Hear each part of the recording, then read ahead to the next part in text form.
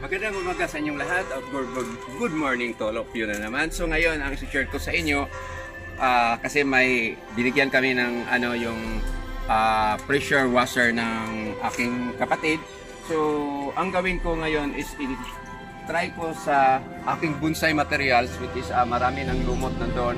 So ipopokus ko mamaya. So before that, may share ko sa inyo na itong pressure washer, kasi ngayon ko lang na uting kayo sa box, which is mayroon siyang adapter, which is pwede idirekta sa garipo. This one, itong adapter. So paslak yung sa suction, tapos idirekta mo ito sa garipo, then kailangan mahigpit lang para walang leakage. Kasi itong pressure washer, pag may leakage itong suction niya, ayaw umandar. Then after, ito na naman ang natuklasan ko, dito ilagay yung sabon. Yan. So dito ilagay yung sabon. Then i-attach mo lang dito sa nozzle. So makita mo dito may siya yung lock. So tira mo diyan. Yan. Bot mo. Yan. So pag tira mo yan, may sabon na kalagay dito. Kung sana yung sabon magsi-circulate, sasama siya doon sa tubig tsaka sabon. So mapuno na yung bulak-bulak. Yun. So for the ngayon, hindi naman pwede natin lagyan ng sabon yung bonsai kasi mamatay yan. So tira na tayo. Ready na to? So ayun, dito tayo. Pakita ko sa inyo, lapit dito ang woman. Ito ang ginaproblemahan ko. May mga itim-itim na hindi makuoton og brush ba, hindi mapasukan ng brush. So gusto ko sanang mapaputi ito. So kaya i-spray ko na lang with power spray. Tingnan natin kung matanggal pa. Hindi ko pa alam kung matanggal ba or hindi. So itong sa bonsai, hindi ko lang titirahin kay baka manglupa din mga balas ani. So ngayon, ilipit ko muna itong mga tawo-tawo ko dahil pag matamaan ito sa tubig, ang mangyari is maglupa ni tanan. So ang i-share ko sa inyo kung kaya ba itong pressure washer na matanggal yung yung itong mga lumot-lumot. So try natin. Sa may nakabutang pay. So isit ko sa pabuka. Yan. Try natin. Di man mandar. Tapos hindi pa naon.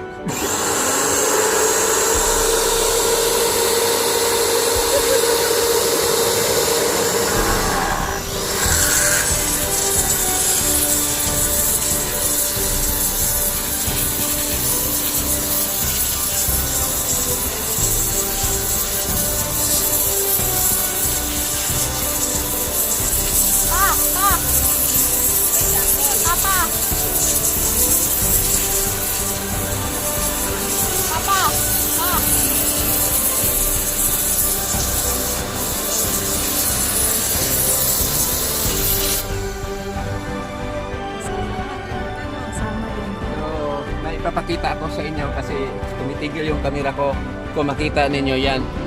At saka ito. So itong pressure washer na ito, hindi para pwede siya sa yung direct sa bonsai materials natin kasi ang daming sugat na focus na yun. So hindi ko napansin, mabuti na lang yung ang pumitigil sa akin nga kasi nalimutan ko, natamaan ko yung mga puno niya. So sa bato, nalinisan siya. So ang gawin ko dito, i-avoid ko na lang siya sa dito. So pwede siguro itong paypay gamitin. So try natin itong yung tawag yun? Pan? Pan. Ano tawag nito? Paypay? Oh. Pan. Siguro. Baka hindi ito maka sa katawan. So pwede ito para sa taas.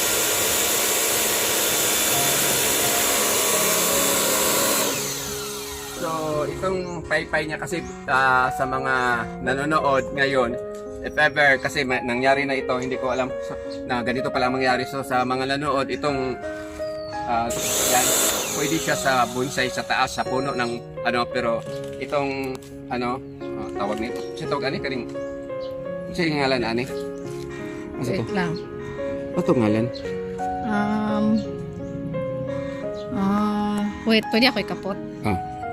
Basta na lang. Like ko kasi yung camera. So, nahirapan kami. Hindi namin alam kung anong pangalan. Nihanap din kami, ro.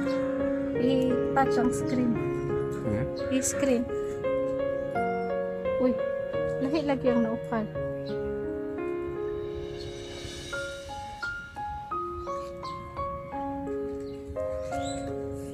Fan og stream. Trim? Stream. Oh, ikaw na lang. Pan o Bale. trim? Lah, naukal. Ako. Wait lang. Ako sa kapra. So, tinignan na namin at ang sabi ng anak ko is dalawa siyang option dito, yung patalinis o palapad. So patalinis, delikado ang bonsai materials. Although, kung may focus dito, lapit ka muna. Ayan, nalinis ko na. Kaya lang, ang like this one, mapokus na ayan, naputol yung ugat. So there's a tendency pag tinirahan mo itong bonsai mo with this power spray, there's a tendency nga mamatay, mapalot. So tapos ko na lang linisan itong area para kapit ulit.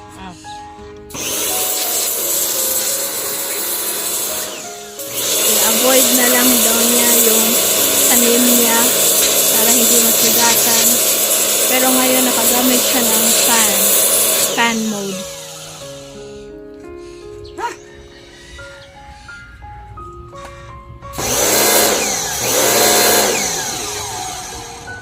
Alinis na kayo.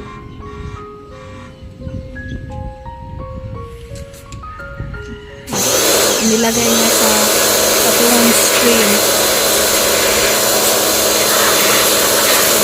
Tinatry niya i-avoid yung mga branches and ugat para hindi masugatan.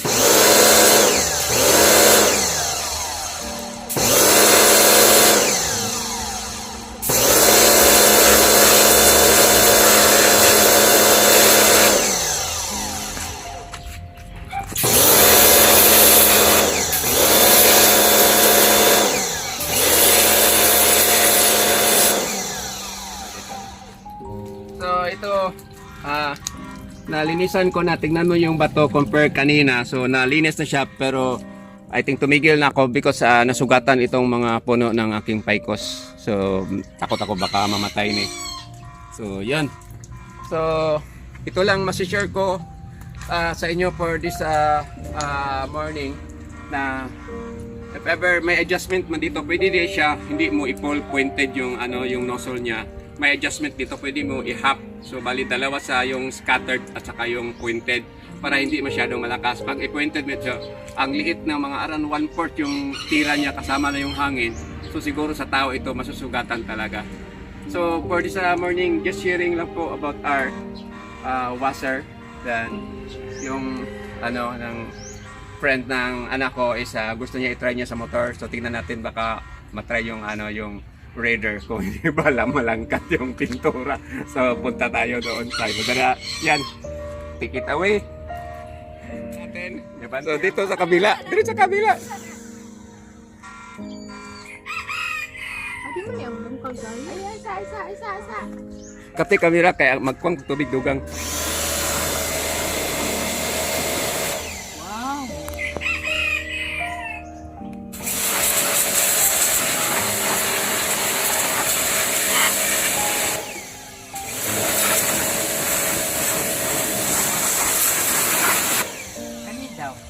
Suli. Ikaw. Di mo mga Kasing, di ba maukal? Tingnan natin. Ayun na mga kaibigan, natanggal ang sticker. Para pakita ko. Tignan natin mga. Sige yung matiray pa. Yan. Yan, natanggal ulit ang sticker. Hindi pwede ukalagin ko. Huwag niyong itapat sa sticker. Kani, matibay siya. Asa? Tawa. Basig maukal na. Dili na maukal. Dili mo ukal. Punyat suga ukal. Dili na maukal. Kanira. Oo ka na. Wala siya na. Dili yan. Kay ugot pa kayo. Yan.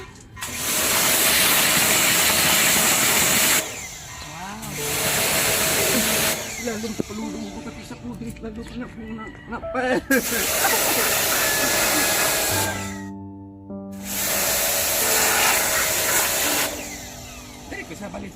mga kaibigan, ang bayad lang po namin sa aming pa-car wash, motor wash dito ay 2 pesos. 2 pesos. Mura lang itong car wash namin dito. 2 pesos lang. 2 pesos per second. Kalasa. Matufig mo.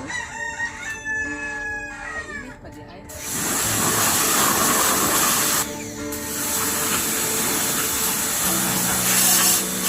Ang nakaganda dito, pag dito ka magpa-car wash kasi may option ka, pwede mong itigil, so di masayang yung tubig mo. Is doon sa mismong car washanan, pag on sa nozzle mo, diretso-diretso na lang, hindi mo na yun makat. So, ano pang hinihintay ninyo? Kanina kayo para magpa-car wash. The first customer, we have a reader. Na natanggal yung sticker. I have to start type reader first customer. Tapos sa ngayon hindi pa kami nakabili ng sabon, so wala mo ng sabon. Oo. Pero natanggal na yung stick. Pointed. Unsay pointed? Pointed. Atong kusog kayo, na pointed. Bali. Ang problema dito hindi pa namin alam kana. Patay ka na ron.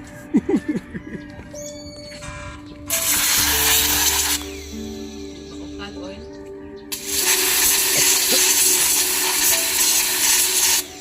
Adig yun na maukal ang oil kay di know that mix man. Okay na. Ah.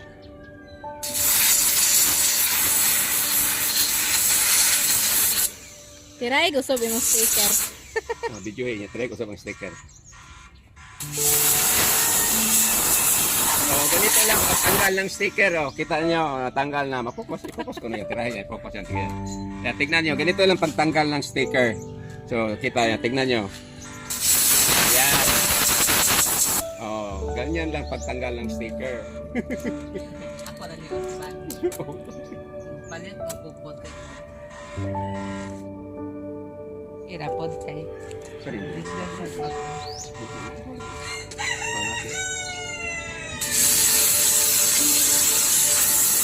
Oy, ay! Ang outlet. Gatubang sa outlet. Pero, mo ana kami. Gatulan. Ha? Gatulan ang electricity pa. Okay na naman. Di ka ganahan ko, an? Katong spray din ristaan. Ang anak. Batay kay Oh, ito yung ko. kapti ang ubos sa kay basing ma-unlock. Dili ka na dai nusol diri split na ma-unlock nga. ba? Sige, fire. Ukal lang nusol.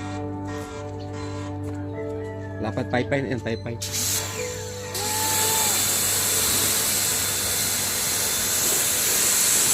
So, sa ngayon, hindi pa kami makaprovide ng sabon. Kasi, ano pa, gusto niyo mo sabunan yan? Yeah, Ito yung Ariel. Gamitan natin ng Ariel. Naa mo? Ha? Ariel? Oh, di ba? Ana, diya ka na, sige. Cut muna ito sa... At mukha So, ngayon, subukan namin na gumamit ng sabon. Pero it is not sabon na pang kutsi talaga. It is only a detergent bar. So, hindi namin alam kung mag-function dito. Right? Wow! Okay, ipakita ang may sabon. Kasi may among kamera yun. Yan na, may sabon na yan. Okay. Dinagyan na namin ng sabon yung washer namin. So ito nakakaganda dito sa aming washer kasi may kasamang sabon. So hindi pa yan imported na sabon. That is only detergent bar.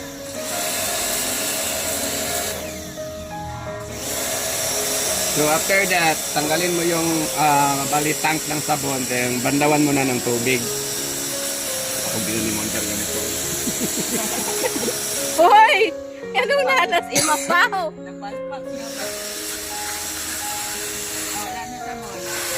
Okay. Na ang sabon. So, tanggalin natin ito. Tapos, mag-wash na siya. Ano? Sige, abang ito.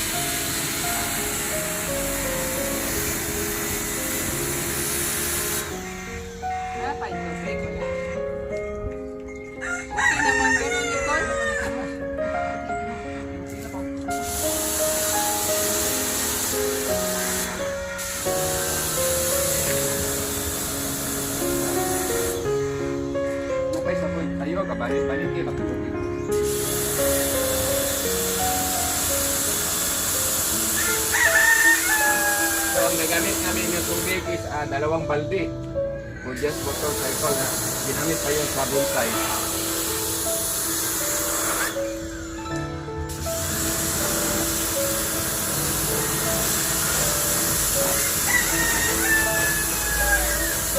Okay na.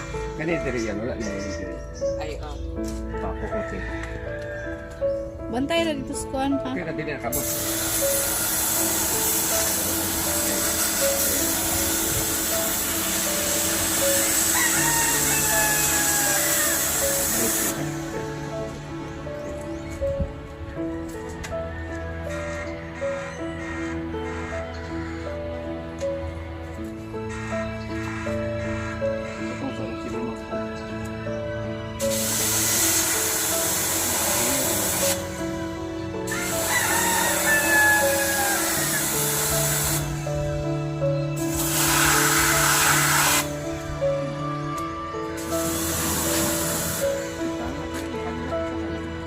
Okay. So, dito natatapos ang aming pagbugas sa bonsai at saka motorsiklo sa 2 lang balde.